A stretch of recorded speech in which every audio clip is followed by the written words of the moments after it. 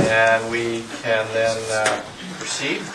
We have a number of guests here this evening to get this process underway. So there is a public hearing at 6:30, and we'll break in the council meeting if we haven't finished by then.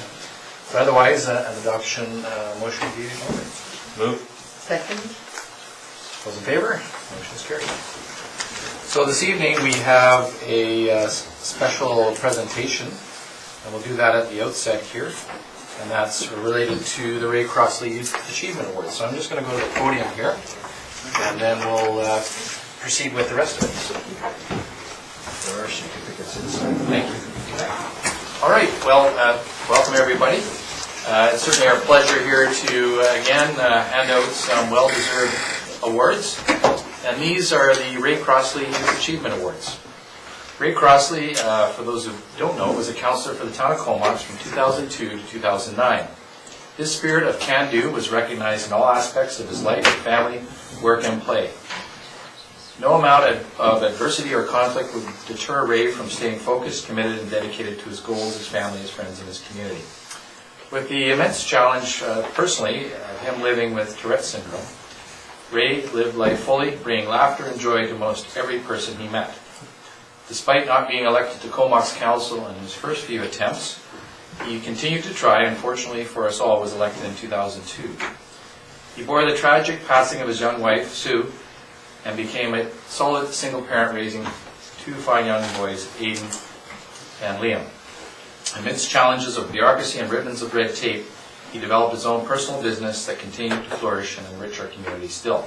That's Ambassador Shuttle Service, for those of you who don't know.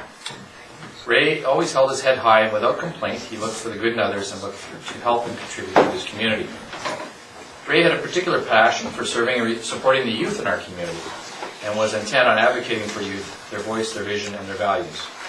Again, a great example of that is the skateboard park up at Valley View. That was his pride and joy, and the one that he really pushed hard for, with working with the city of Courtenay.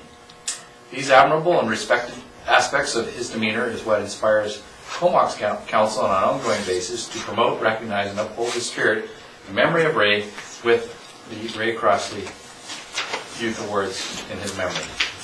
Recipients of this award should know that they are being held in high regard and in fine company, and that their achievements, however large or small, are seen as one that has been accomplished despite obstacles and challenges before them. So we do have a series of these tonight, and I know that we have councillors who will read a little script about each recipient, and then we'll ask them to come forward one at a time, and photos and all that will ensue. So, Councillor Mark Grant. Thank you, Mayor Ives. I have the pleasure of presenting to Natty Gagne. But I don't know you, Natty. Where are you? There you are. Hi.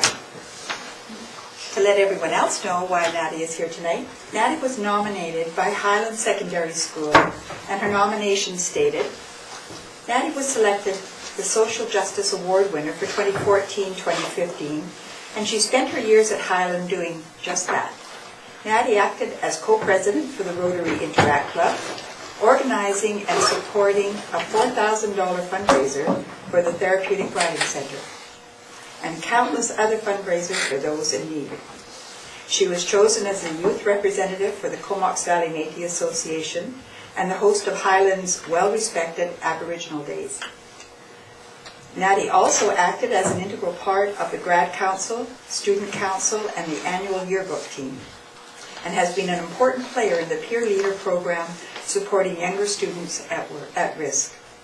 Natty volunteers regularly at the Comox Valley Recreation Centre, the Valley Soup Kitchen, and the annual Fiesta Fair in Courtenay. Natty sums up her high school experience as one who has learned to balance her love of social justice and her social life. Congratulations, Natty.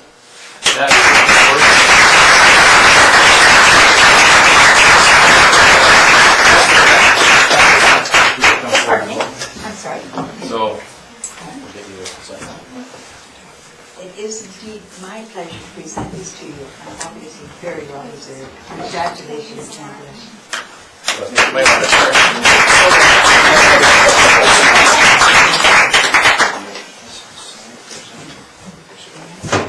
There's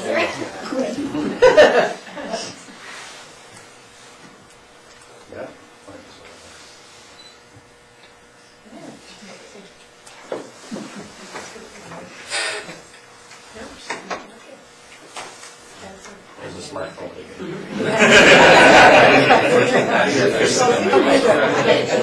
Okay, don't go too far away, we'll get other pictures later. All right, we now have Councillors Price and McKinnon. They're going to do two together, so we'll have them carry on with that. Yes, we're happy to talk about Logan Quisley. Pisley and AJ Gray. And I don't know. Okay, nice to see you. And so these boys were nominated by Aspen Park Elementary School. Their nomination states for the past 3 years, these two young men have been the school's recycling team. They collected the recycling from each classroom and other rooms every Friday and made sure it was ready for pickup. As well, the boys have done presentations at school assemblies about recycling, detailing what could and could not be picked up.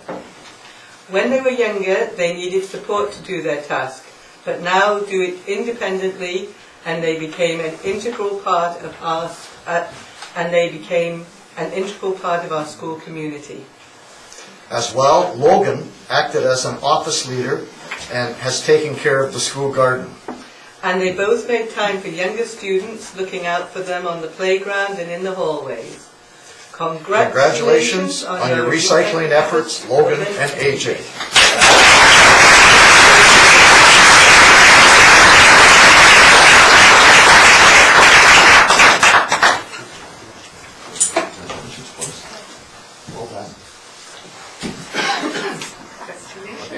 So, Councillors, the pictures, we'll take that.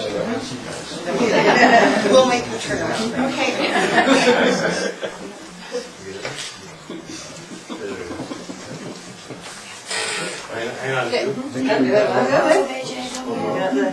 Yeah, and then turn around for your mums on the other side.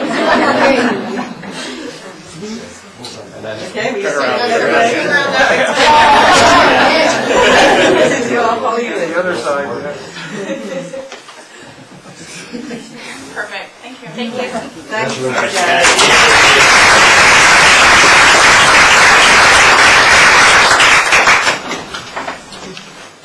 Okay, I'd like to ask Councillor Arnott to present them. Thank you. I'm presenting this tonight to Hannah Galway. I understand Hannah is in travel mode and she's not home yet.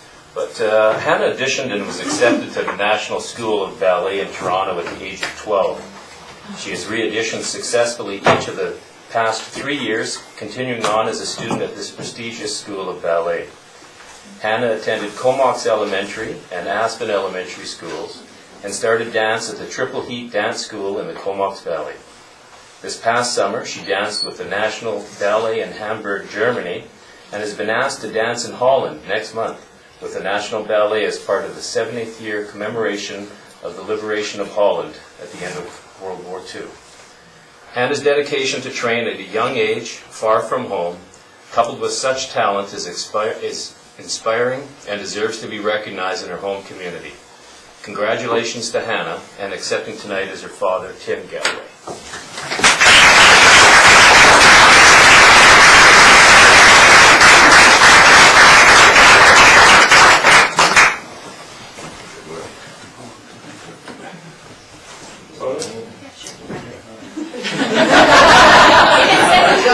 You were clear away, Tim. That's what's photographed. We'll see you.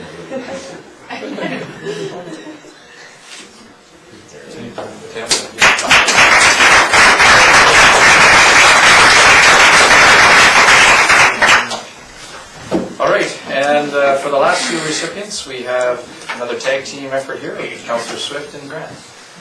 Okay, it's our very great pleasure tonight to be honoring Hayden Scheck and Adam Milliken. And perhaps you could stand up, please. Oh, there you are. Okay, pretty cool. Stay seated.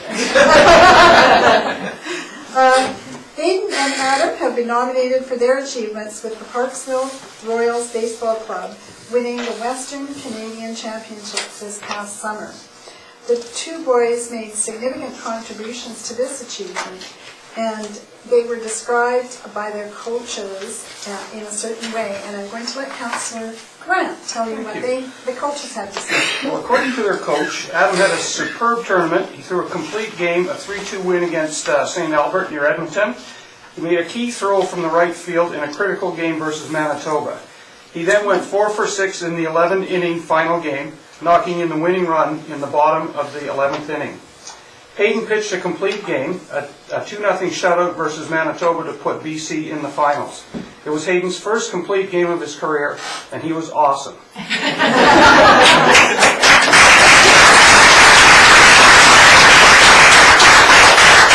So I'd just like to finish off by saying these two boys were major contributors to winning a rare Western Canadian Championship for British Columbia in baseball at this level. So congratulations, Adam and Hayden.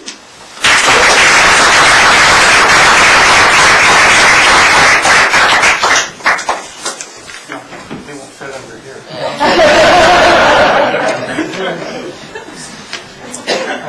Congratulations. That's why Adam.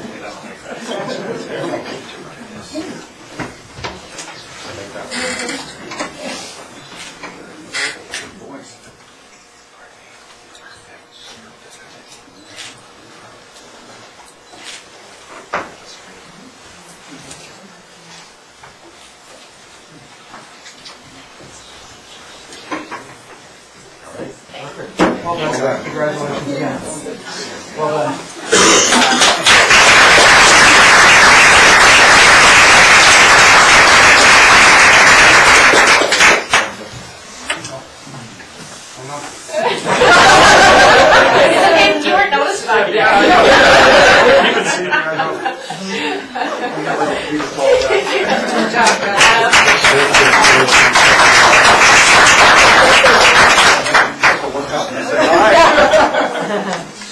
So thank you again for everyone in attendance. Thank you as well to the committee chaired by Councillor McKinnon, and also the involvement of past Councillor Patty Fletcher was particularly noted this year. So we appreciate all the efforts that all the recipients went through, and well deserved. And thank you again to the committee, and for the rest of the Christmas season. You can stay if you wish for the rest of the meeting. No one ever does. And all the best for the holidays. Thank you.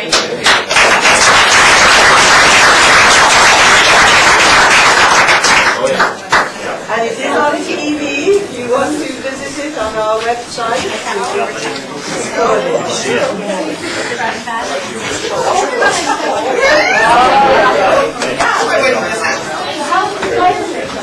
Something you said.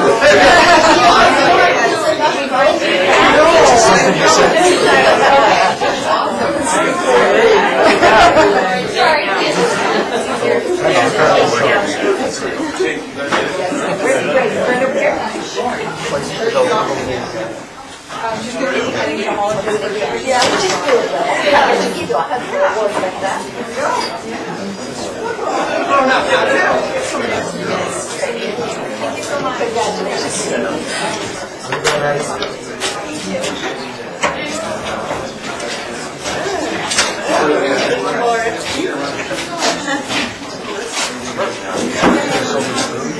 Richard?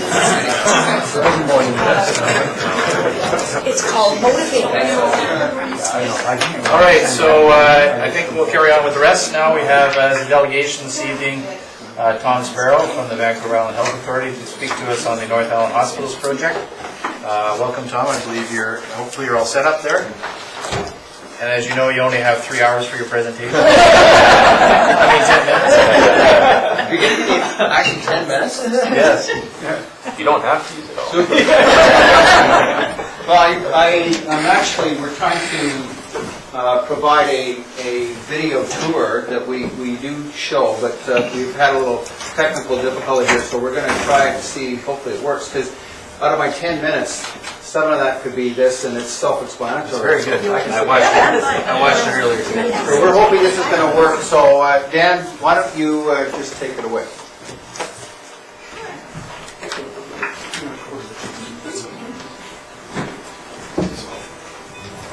Can you turn that up at all? Or? The hospital sits next to Berwick Avenue in Normandy. The $331.7 million project includes 153 beds, almost 40,000 square meters, or 430,000 square feet, spread over 5 levels. So obviously this is a drone that we fired a Suave Air. They're out of Campbell River in Cumberland. This is the second time we've had this shoot low for the hospital sites. It's great technology.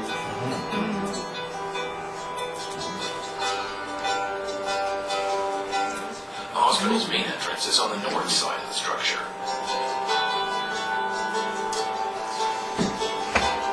The main entrance leads to central patient registration, self-serve kiosks, foundation offices, and auxiliary gift shop. The main hallway leading to the public elevators is fashioned after a traditional big house.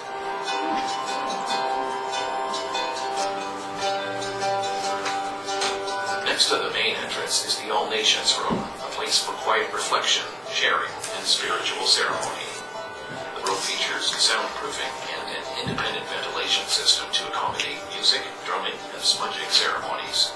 An outdoor garden will include traditional medicinal plants. The loading dock area has been excavated on the northwest corner of the hospital site. It will be located below grade to keep truck noise to a minimum in the surrounding area.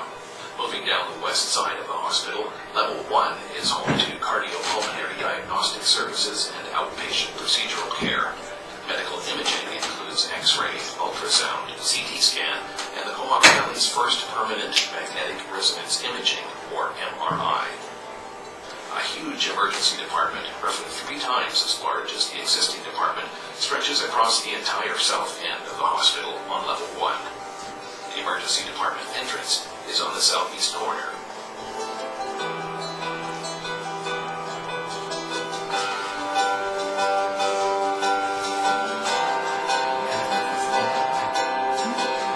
The hospital's level 0 is below grade, home to food services, the pharmacy, information technology, environmental services, materials management, work and autopsy, equipment depot, and more.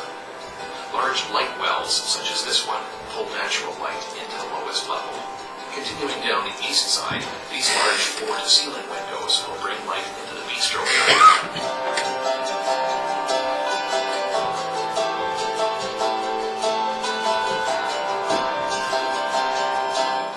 as well as therapy services and the central education and conference facilities.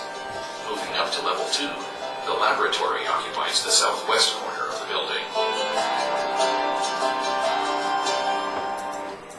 The northwest corner has surgical services, including surgical daycare, post-operative recovery, and 6 large operating rooms. Surgical services continues along level 2 on the north side of the hospital.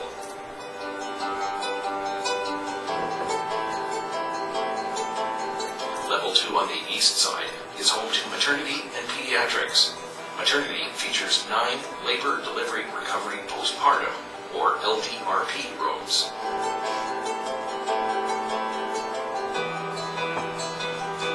Level 2 continues with the intensive care unit and the telemetry unit. Level 3, seen here from the west side, is entirely dedicated to general medical and surgical patient rooms. 85% are single patient rooms. Each has its own window, flat screen TV, and bathroom with shower.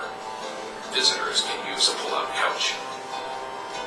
Level 4, on the west side of the new Comox Valley Hospital, is home to the psychiatric intensive care unit and the psychiatric inpatient unit. Both units feature outdoor garden courtyard areas. The psychiatry inpatient unit garden courtyard is located here. On the hospital's east side, both level 3 and level 4 are dedicated to general medical surgical inpatient rooms.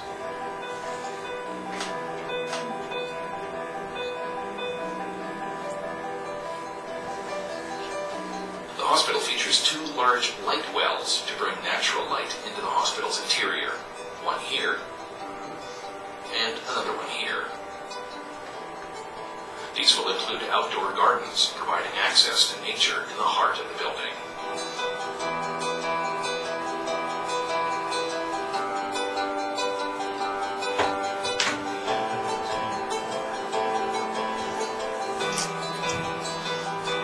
A heliport will be located on the southeast corner of level 5.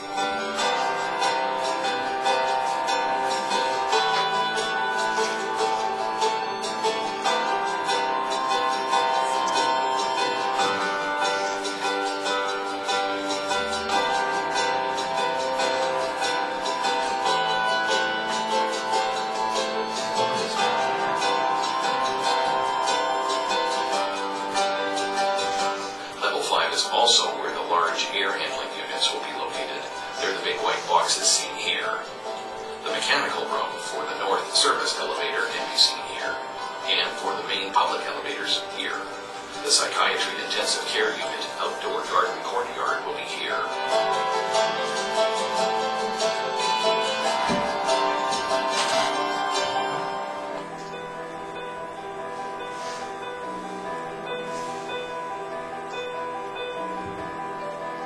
Hospital Parkade is located north of the hospital.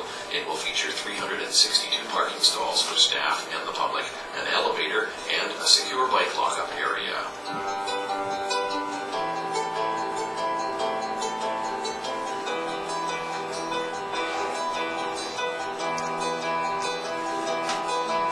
The new Comox Valley Hospital is on budget, on scope, and on schedule to open in late 2017.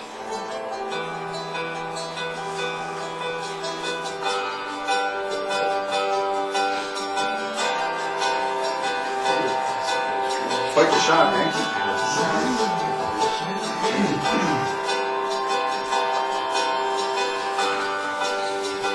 Thanks, Dan. So, in a couple seconds, we're just going to flip it over then to our very short PowerPoint.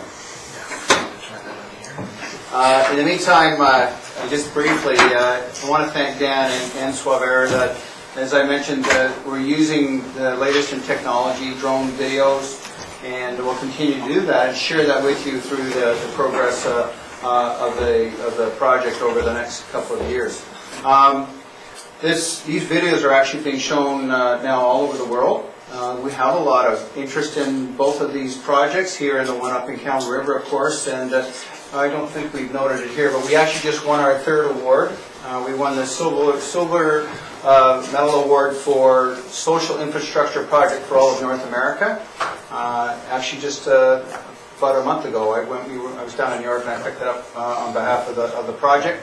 Interesting enough, but the Grand Prix Award went to the John Hart Dam. So, out of 2 of the largest infrastructure projects in North America, 2 of them are really located here and up in Camel River. It's quite spectacular to think that these projects are putting a lot of interest and onus from other folks across North America and around the world on what we're doing here. I suspect in the future you're going to see a lot of folks that design and build hospitals are going to come and visit these hospitals to see what we've done, because it's pretty amazing work.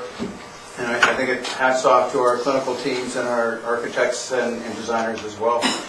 We always want to acknowledge when we make a presentation of the traditional land we're speaking on. Of course, here in the Comox Valley, it's the Comox First Nation.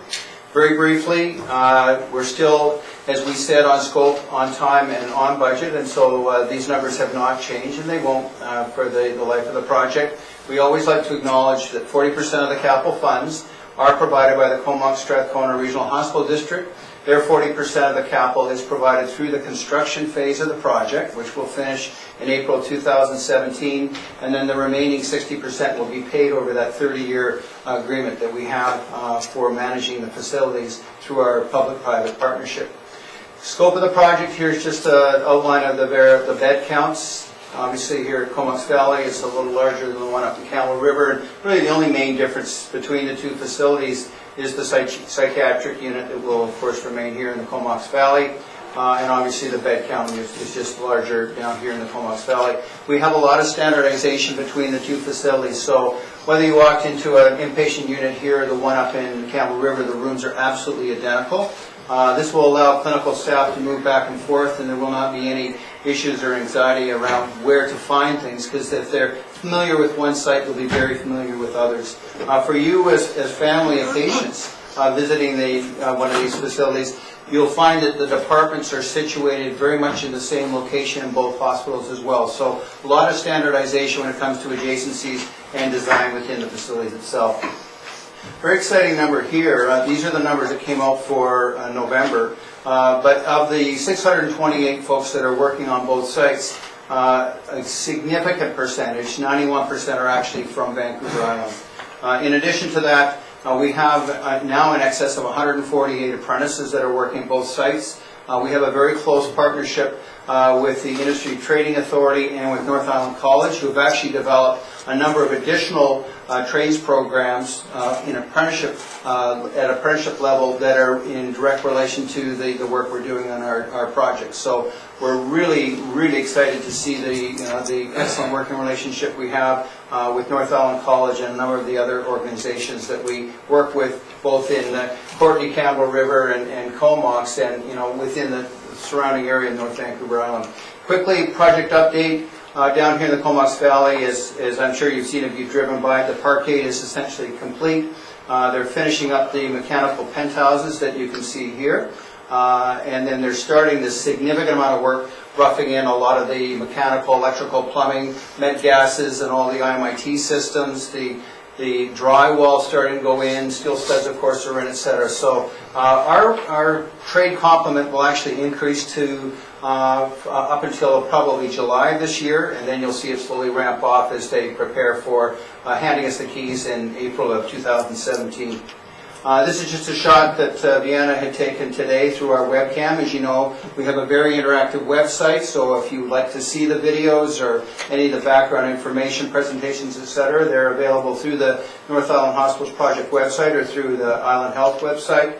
As far as next steps are concerned, we're actually working on completing our interiors and wayfinding. We work very closely with our Aboriginal Working Group, with our Public Patient Advisory Committee, and obviously our clinical teams at validating what these are going to look like, and the color schemes, the signage, etc. There's a significant amount of work that goes into that. We just awarded our transition planning work to a company out of Toronto that we've actually, I used them up in Port St. John, and we used them in Kelowna. They're a very professional, experienced team. Transition involves a training, education, orienting of over 2,000 staff from both facilities that will, of course, be moving from the acute care at St. Joe's and from the existing Campbell River to these new facilities. So incredible amount of work that has to be done in planning that to ensure that they feel very confident delivering the best care possible in fall of 2017, which is when, I think we mentioned before, we're looking at moving into the Campbell River Hospital sometime in mid-September, and then the Comox Valley Hospital will follow in October of 2017. The other things that we're focusing on, of course, now is equipment. We're purchasing around $117 million in major minor clinical capital equipment, so a significant amount of purchases there, and obviously there's significant work involved in commissioning of all the equipment going in as well. So with that, I'd like to turn the presentation back to Mayor and Council and open the floor for any questions you might have. Thank you. Questions? Very thorough. Great. Your mayor is very on time, on budget. He should be a project manager. Thank you, Tom, and also thank you for the tour that you provided to the Mayor's Liaison Committee on Friday at the Campbell River Hospital. That was very interesting, and I'll be talking a bit about that later on, but that was quite an eye-opener for sure. Well, the last thing I would say is we will certainly open up opportunities for tours for the Mayor and Council here from Comox and other municipalities as well once we are further on in our project. And the other thing we're going to do is we take delivery in April 2017. We're not moving in until the fall, and so we will actually be opening up the facility for community tours during those summer months as well. So the communities will be able to go in 10 to 15 in a group and have our folks take you around and be able to show off what we've designed and built before we actually move into the facilities. Thank you very much. Thanks again. Thank you.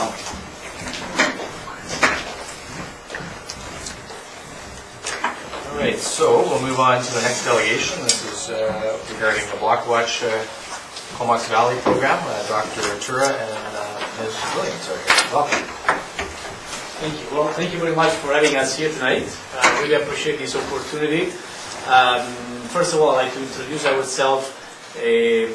Deb, who is a new volunteer for our Block Watch Society in the Comox Valley, and myself, my name is Alfredo Tura. I am an auxiliary RCMP volunteer for the last 15 years in the Comox Valley. And as my spare time as a volunteer, I also work as a doctor in the Comox Valley, so I really believe in volunteerism, and as you may hear, I have maybe a little accent, but we don't have subtitles, so feel free to interrupt me and just ask me questions or to repeat what I say. I cannot assure you will understand. So, Block Watch, I got introduced to Block Watch about 7 years ago as a volunteer with the RCMP, and I took it on as a coordinator for the Comox Valley. And by coordinator, I mean someone who liaison between the community and the RCMP station. So, I'd like to know if anyone has a block in their area here, or if Block Watch means anything particular for you. Okay, maybe you're more familiar with the Neighbor Watch, which was the previous program, and we'll briefly touch about this. I know I have just 10 minutes, and I talk a lot. So, it's in terms of Block Watch. Before even we start this, I'd like just to tell you what it means for us. For us, is volunteers, and volunteers working together to build, I would like to say, safer communities, more engaged communities. So it's about communities, about volunteers, and it's all based on communication. I mean, the whole idea of Block Watch is neighbors talking with each other, interacting with each other, and at the same time communicating with the police station and the local authorities. So it's definitely not what you may see in some movies. It's not vigilantes. It's not about walking around your neighbor, but it's more like communicating with each other, getting to know each other. There are many articles out there indicating how neighbors often don't know each other, but they may have a best friend in Mexico or in Jamaica, right? So people don't really talk to each other as much as they used to, and this program wants to bring back a bit of that spirit as well, I believe. So really, again, it's about crime prevention through communication, and that's all volunteer-based. No one is making money out of this. So I'll start the presentation. Please interrupt me anytime if you have any questions. Just a few slides, if I can make it work. Here we go. So we have Block Watch Society of British Columbia. Just brought a little sign. It's nice and metal, and that's what goes, at the beginning of a block. Usually we put two, one for each the entrance and the exit in the block, and it's totally different than a neighborhood watch, who actually is not existing anymore. We left the sign on just because it still provides some prevention, but neighborhood watch is not existing. It's not a program any longer. So there is a society in British Columbia that is running this. The biggest block in British Columbia, obviously in Vancouver, they have 1,400 blocks, which is talking probably about almost 20,000 houses, right? The closest bigger block is Nanaimo. They have about 100 blocks. And in our little Comox Valley, we have about 15 blocks, which for a small community, it's already something. And the blocks, they come and go depending on the need. When you have small crimes happening in certain areas, well, people want to get together and arrange for a block. And then, when things taper down, the blocks remains, but there is, less interest, obviously. In Vancouver, it's different. They're always active. They always have issues going on. Surrey is probably the capital of Block Watch, and that's where the society is based. There is literature supporting the fact that if you set a block in an area, the crime in that area will decrease up to 50%, which is definitely significant. We have seen that in our marina. We are actually the first community having a marina Block Watch, which we started about 2 years ago. Thank you to the support of the town of Comox. And we definitely had an improvement in that sense. I had my little dinghy stolen prior to that. So I felt the need to do that.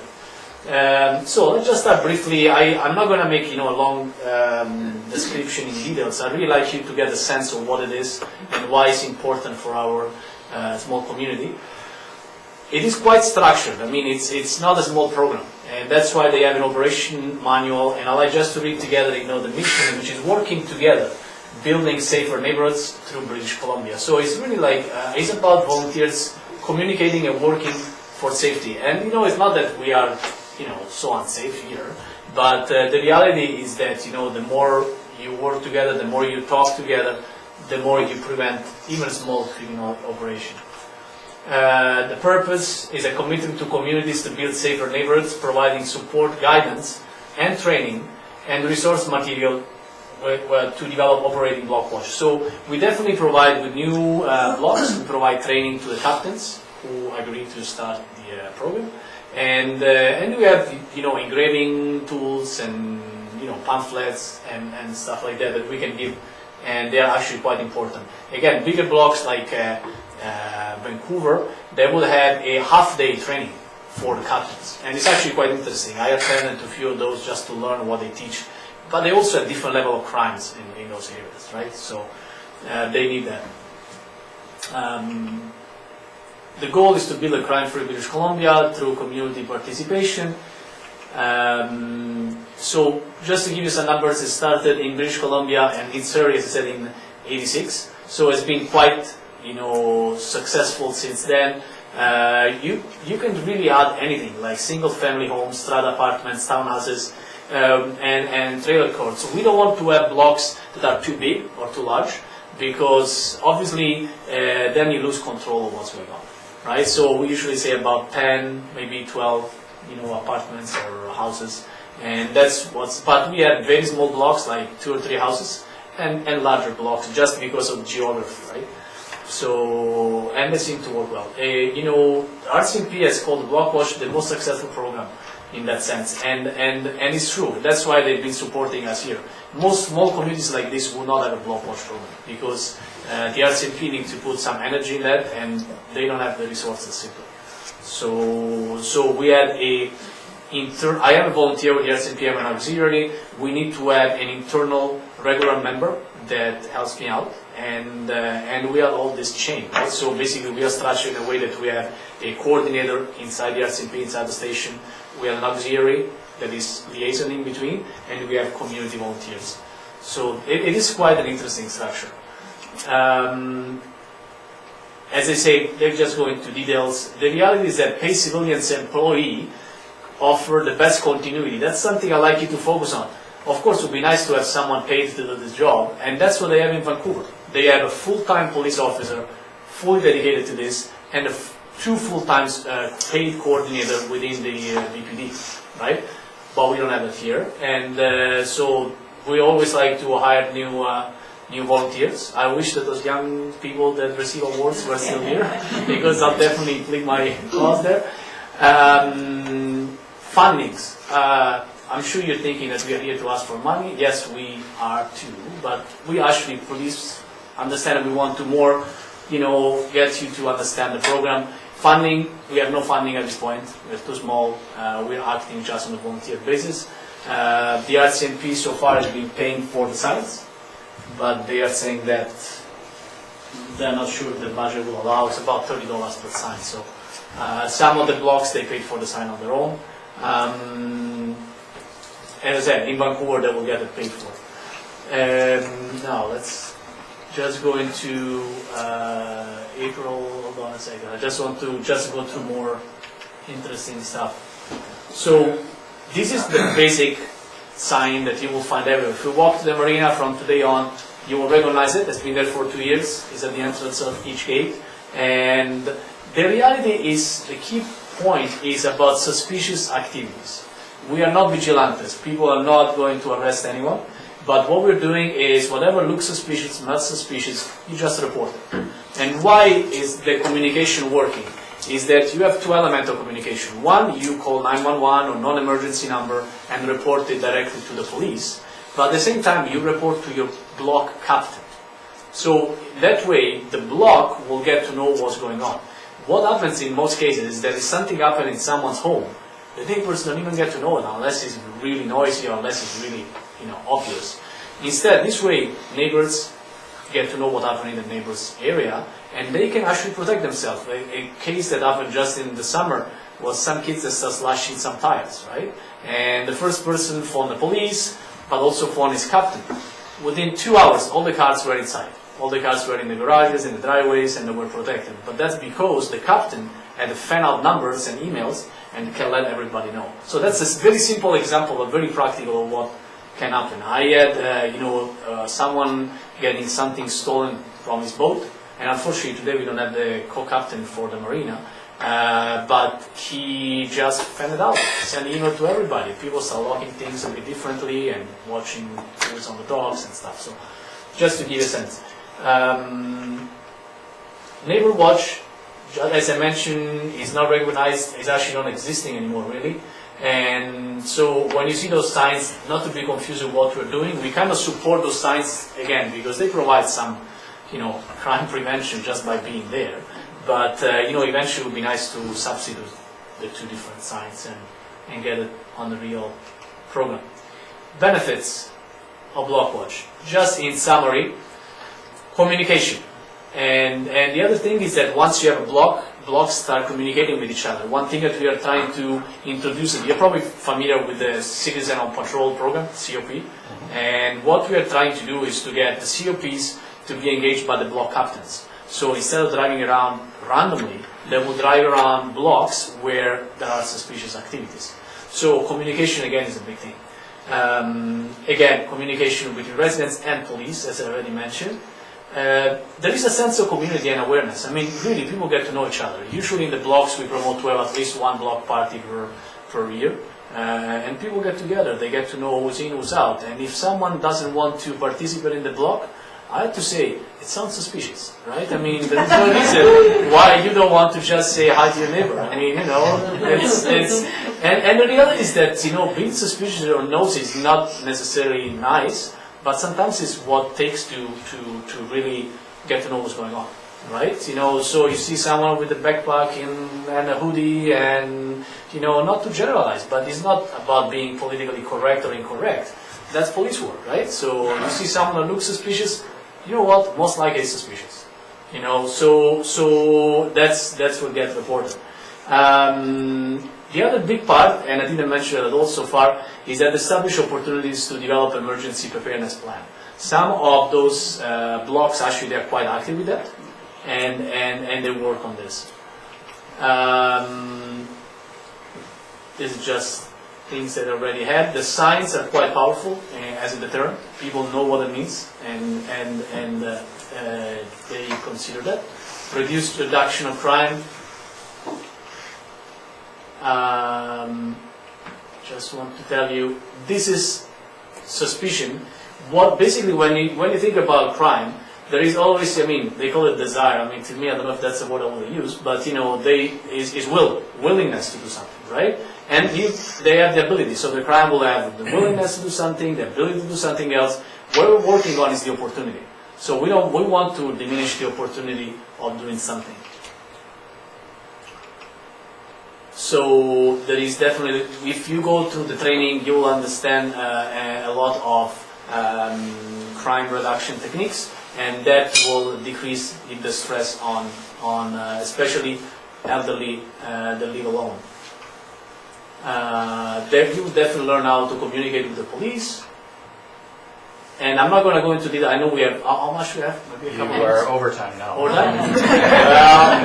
This was, this is a presentation that goes in other places as well. It just shows how to arrange a block watch, just to give a sense of the maps and how we arrange that. And that could be it. Any questions for the delegation? Just out of curiosity, how many groups have you established? So far we're about 15. Okay, and Between Comox, Comox, Courtney, all the way down to Fun Bay. Councilor Martin, right? If someone was interested in forming a block watch in their area, Right. who would they contact? Us. Just The the two of names us, that I have or directly the police department. Okay, And they will refer it to us. okay. Thank you. Okay, thank you very much. Thank you. All right, thank you for your presentation. Right, we'll move on to minutes of meetings for approval, the December 2nd regular council meeting minutes. Second. On approval then, all those in favor? Carried. Committee of the whole meeting minutes of December 9th for receipt. Move receipt. Second. Receipt then, all those in favor? Motion's carried. Moving on to management report for receipt. Move receipt. Second. All those in favor? Motion's carried. I do have a question. Yes, go ahead. That was management report. The design for the Marina Boardwalk development, is that near completion? Theo? The architect will be coming to town next week to show design drawings that will probably be about 80% complete, and we'll be reviewing them at a technical level with staff, and then we'll go back and finish them up. Okay. So we're getting close. Yeah. Councillor Swift? On another matter, is there any update on the fixed wing search and rescue? I haven't heard anything. I think I discussed it briefly at one point, one of the various Christmas events with some of the people from the committee, and we're just waiting to see what the federal government's doing with the procurement process. They've been otherwise engaged in a number of other issues, so I'm not sure. In fact, I think part of the discussions I was having was at the Mestier back in, whenever that was, October, November, and people there hadn't heard anything, so likely won't hear anything until sometime in the new year. Thank you. Anything further? Seeing none, we'll move on to bylaws. We have for adoption the Parks and Recs fees bylaw. Move. Second. All those in favor? Motion's carried. Just a quick question for staff. Somebody asked me about this the other day online about they had a hard time finding fees online. Is there, and I don't know whether they were looking at the town website or the rec website, is there an easy link that we have through to that information? I know there's the rec reporter that's, and I did indicate that we're working on improving our websites. Yeah. Okay, leave that with you. No other bylaws, no new business, so we have correspondence. First of all, a letter from Diana Scott regarding the air quality issue. I would receive A and B, the same as they're on the same subject. Thank you. Second. Yeah, on receipt, all those in favor? Motion's carried. And as I think we did before, we referred this to the regional district, so it's the same kind of there. Yeah. Okay, and then we have correspondence as well, which we've been receiving a fair amount of, on the Rob Road project. So I'd receive C and D. And the other ones that we've received, we won't put on the agenda necessarily. Yeah. Let's move to second. Just if I could ask the CAO just to give us an update on it. There was a press release and email that went out to the various people who've written to us as well as to the media, so if you could give us the highlights on that. Yes, we sent out an update this afternoon as to some of the feedback we received, and I think we received over 40 messages so far. Now, the main concerns seem to be the sidewalk on the north side of Rob, in what I'll call phase 2 of the project, which is between Church and Pritchard Road, and the other one is the concern over the trees. So at this stage, Shelley Ashfield, our engineer, has instructed the design team to not include a sidewalk on the north side in that phase 2 section, although we will include it in the design. So we will allocate the space necessary for a sidewalk should there one be required ever in the future. So the space will be there, but we won't physically put it in at this time. So the trees that would have been removed, the significant trees, will remain. And the other issue is concern over parking and kind of ensuring we had adequate green space on this design. We are limiting the amount of parking we are proposing to put in, so there will be some parking still available, but it will be, there will be a significant amount of grass boulevards still in place. So those are the two top concerns we've had. Yes, we keep hearing about the ornamental trees, the cherry trees. Those, as the arborist report indicated, are in poor condition, and we've removed some earlier this year near Pritchard Road because they died off, and more will continue to die off. We will replace the ornamental trees with I don't know if it'll be the same species or another species, but those will be addressed. And we've sent that out as broad that we can to the people that have contacted us, as well through social media and our website.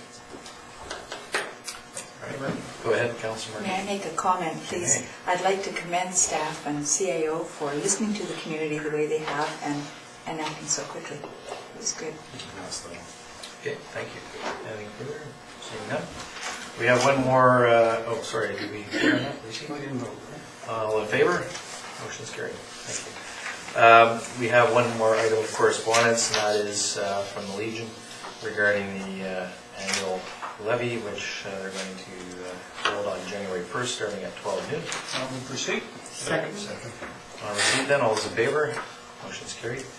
I know that the 19 wing is also hosting a levy starting at 11, so my plan is to attend that at 11 and join the Legion one at 12 noon. If anyone else wishes to come along, by all Well, means. if you play your cards right, they usually put you in the van being the mayor, because I got to be the mayor one time, so I got to go to all of them. You could have drove, you don't. Well, yeah, I offered, but. So that's coming up very quickly, just over 2 weeks. All right, so I think that does it with correspondence, and now we have, let's get back to that page, there we go. No other late items, delegations, so reports from members of council, so we'll start with Councillor McKinnon. Thank you. Just want to say Merry Christmas to our town staff. I was fortunate to go to the town dinner and enjoyed that immensely, and we really are served well by our staff, and congratulations to them and best of the season. Also attended a Comox Valley Homeless Coalition meeting December 7th. I attended the local MLA's Christmas function at the museum.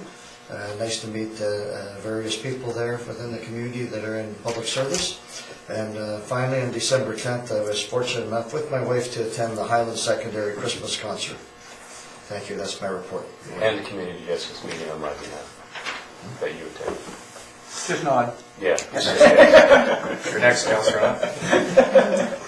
Well, because he attended my community justice meeting because I was busy. Yes. Yeah, now you got it. I have very little to add because I was out of town previous to that, but I too would like to wish the town staff a Merry Christmas, and to all within the town of Comox Merry Christmas. Because I'm guessing we're not being here next Wednesday, are we? You can be if you wish.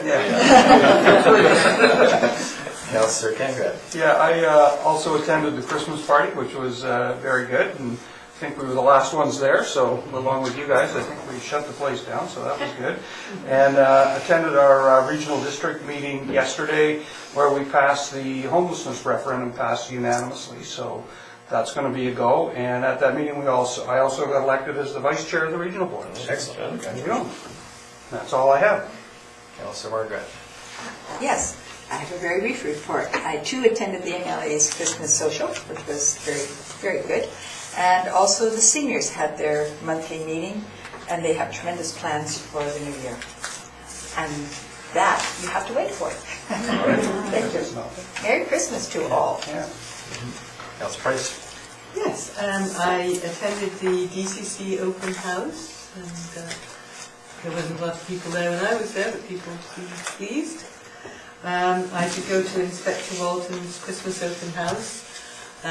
He did say that apart from Bowen Island, we're probably the safest place in BC in Comox, which was kind of nice to hear. And he said that the best thing that people can do for safety is lock their car and lock their house. All the thefts they've had over the Christmas season have been unlocked vehicles, unlocked houses. I was also at Don McRae's Christmas lecture at the Cotton Museum, which was great.